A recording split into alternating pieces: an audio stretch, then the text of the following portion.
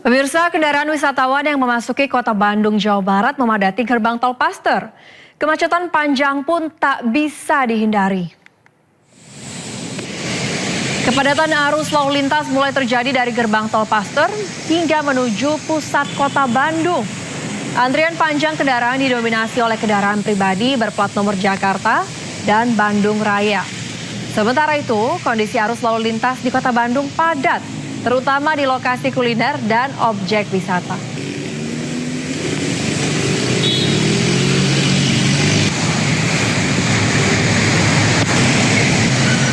Libur panjang tanpa harus merogoh kantong yang dalam bisa dilakukan di dalam kota. Di Jakarta, salah satu tempat menghabiskan waktu liburan adalah Taman Bendera Pusaka di Kebayoran Baru, Jakarta. Taman Bendera Pusaka di Jakarta ini baru saja diresmikan beberapa waktu lalu oleh Gubernur Jakarta. Berdiri di atas lahan seluas 5,6 hektar, taman ini merupakan penggabungan 3 taman yang sudah ada sebelumnya, yaitu Taman Ayodhya, Taman Langsat, dan Taman Luser. Kawasan Taman Bendera Pusaka beroperasi 24 jam dan menyediakan sejumlah fasilitas seperti olahraga dan kolam.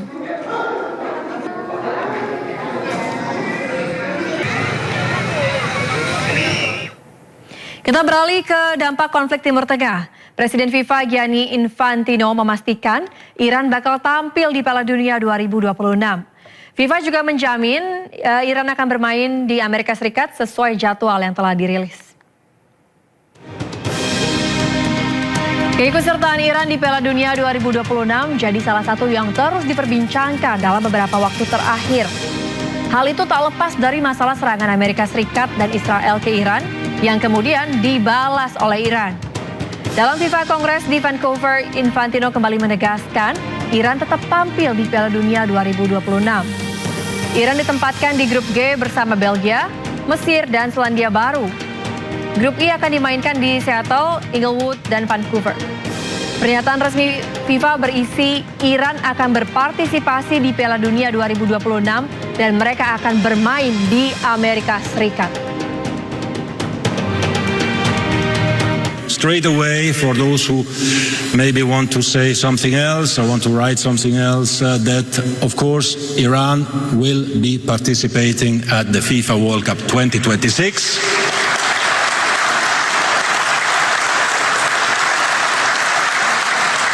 And of course Iran will play in the United States of America.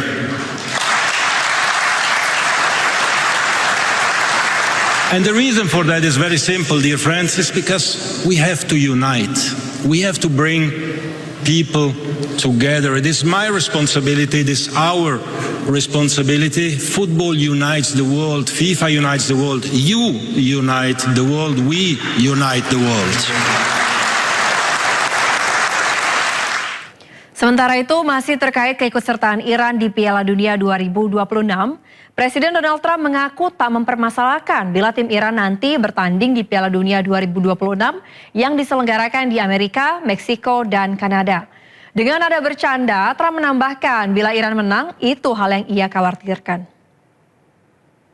Okay. Did Johnny say it? He did. What if they Johnny win? Infantino, that's a piece of work. What if they win? Well, if they win, we'll have to worry about that. That's not.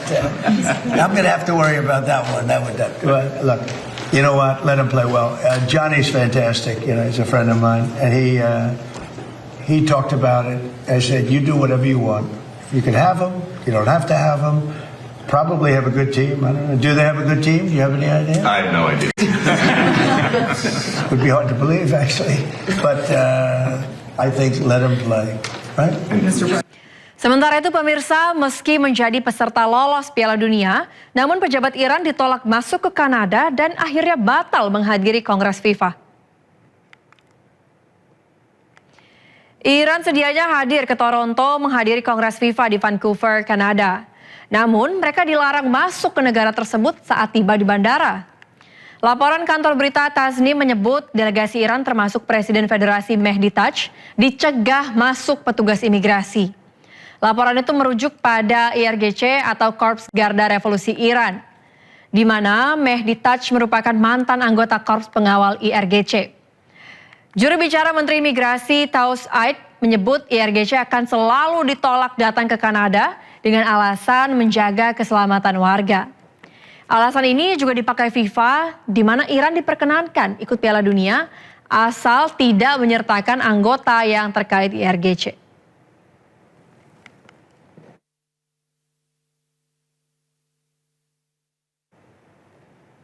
Kongres FIFA di Kanada panas. Presiden Asosiasi Sepak Bola Palestina Jibril Rajoub tolak berjabat tangan dengan pejabat sepak bola Israel Basim Sheikh Suliman. Inilah momen ketegangan yang terjadi di Kongres FIFA Kanada. Ketegangan melibatkan Presiden Asosiasi Sepak Bola Palestina Jibril Rajoub dengan pejabat sepak bola Israel Basim Sheikh Suliman. Federasi Sepak Bola Palestina menolak berfoto dengan Federasi Israel. Momen penolakan foto ini terjadi setelah keduanya berpidato di hadapan para delegasi. Presiden FIFA Gianni Infantino kemudian mengundang keduanya berdiri di panggung. Namun, Rajoub menolak ajakan tersebut dan terus menolaknya dalam berbagai upaya. Rajoub tolak berjabat tangan dengan pejabat sepak bola Israel. Bahkan Rajoub berteriak, "Kami menderita, kami menderita," sambil menolak dengan halus ajakan Presiden FIFA Infantino.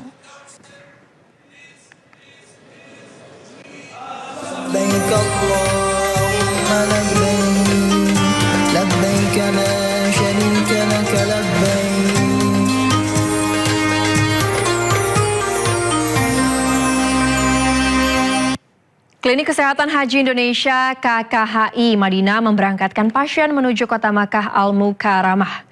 Para pasien berangkat dengan didampingi 1 dokter dan juga 1 perawat.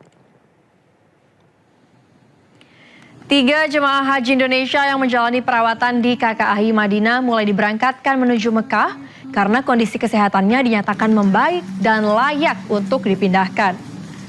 Mereka diberangkatkan dengan ambulans dari KKHI Madinah menuju KKHI Mekah.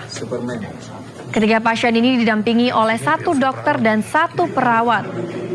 Para pasien yang dievakuasi sudah melalui pemeriksaan dan mendapat izin dari tim dokter.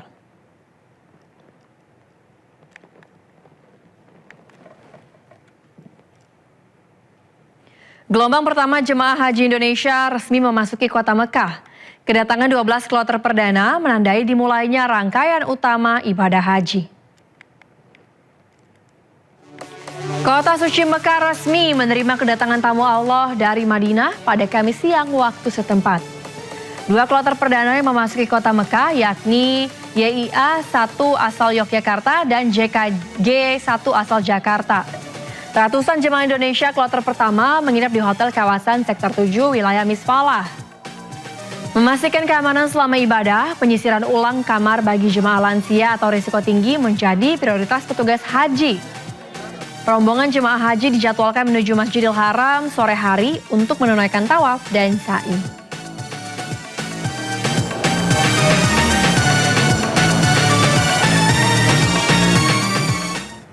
Petugas haji menerapkan strategi jemput bola untuk melayani kedatangan jemaah kloter perdana yang menempati Hotel Al-Hidayah di Sektor 10 Aziziyah. Meski menjadi akomodasi terbesar dengan kapasitas 21.000 orang, kemegahan fasilitas dan pelayanan proaktif petugas berhasil memberikan rasa nyaman bagi tamu Allah untuk fokus beribadah.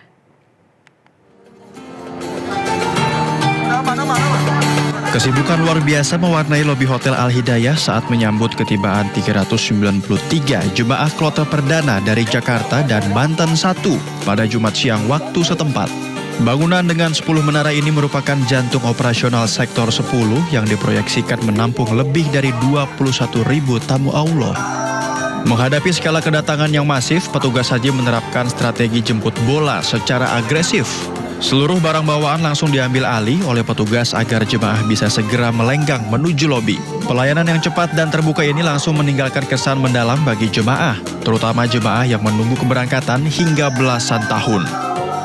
Yang saya lihat mereka itu berkeliling membantu jamaah kalau mendapatkan kesulitan.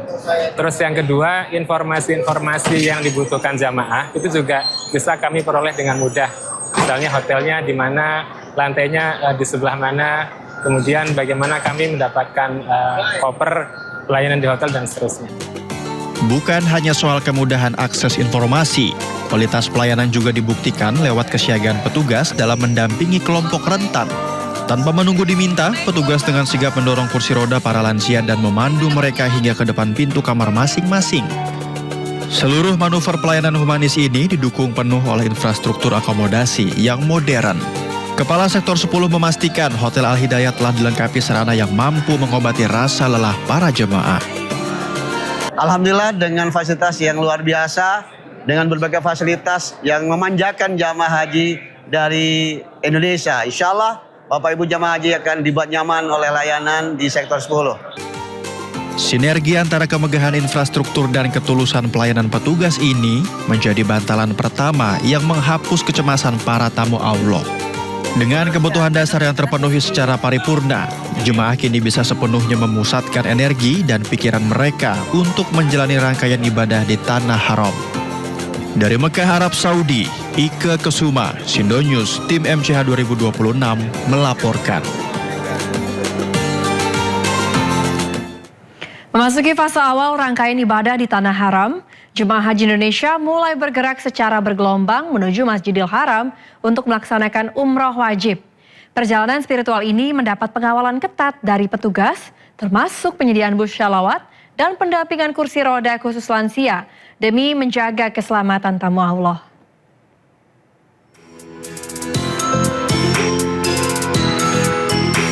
Denyut nadi peribadatan jemaah haji Indonesia di kota Mekah mulai berdetak kencang. Setelah beristirahat cukup di hotel, rombongan jemaah bergegas menuju Masjidil Haram untuk menunaikan rukun umroh wajib. Mobilitas ribuan tamu Allah ini difasilitasi sepenuhnya oleh armada bus sholawat yang beroperasi secara non-stop dari sektor pemukiman. Dengan tertib, para jemaah memasuki bus yang akan mengantarkan mereka menembus jalanan kota suci menuju titik pemberhentian terdekat dengan area Ka'bah. Setibanya di terminal, gelombang jemaah Indonesia langsung menyatu dengan lautan manusia dari berbagai belahan dunia. Mereka melangkah pasti menuju pelataran Masjidil Haram untuk memulai putaran tawaf dan sa'i. Momen tawaf ini menjadi puncak emosional bagi banyak jemaah yang baru pertama kali menatap kemegahan Baitullah secara langsung.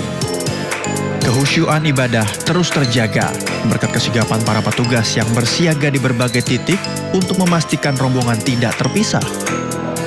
Perhatian ekstra secara khusus diberikan kepada jemaah lanjut usia dan kelompok resiko tinggi selama prosesi umroh berlangsung. Petugas haji Indonesia tanpa lelah mendorong kursi roda para jemaah lansia agar mereka tetap bisa menyelesaikan seluruh rangkaian rukun umroh dengan sempurna. Sentuhan humanis ini tidak hanya berhenti pada bantuan fisik semata. Petugas juga berbincang dan memberikan dukungan moral kepada jemaah untuk menghapus kecemasan mereka. Dari Mekah, Arab Saudi, Ike Kesuma, Sindo News, tim MCH 2026 melaporkan. Gelombang pertama jemaah haji Indonesia yang baru saja tiba di Mekah kini merasakan pengalaman spiritual mendalam saat mengikuti sholat Jumat perdana di Masjidil Haram. Kepadatan lautan manusia dari berbagai belahan dunia menjadi tantangan fisik sekaligus ujian kehusyukan bagi para tamu Allah di bawah bayang-bayang kemegahan Menara Jam atau Clock Tower Mekah. Kemegahan Menara Jam Abroj Al-Bait atau Clock Tower menjadi saksi bisu pergerakan jutaan umat muslim menuju Masjidil Haram pada hari Jumat waktu setempat. Bagi ratusan jemaah Nusantara yang baru merapat dari Madinah, ini adalah momen sholat Jumat pertama mereka di pusat kiblat dunia tahun ini.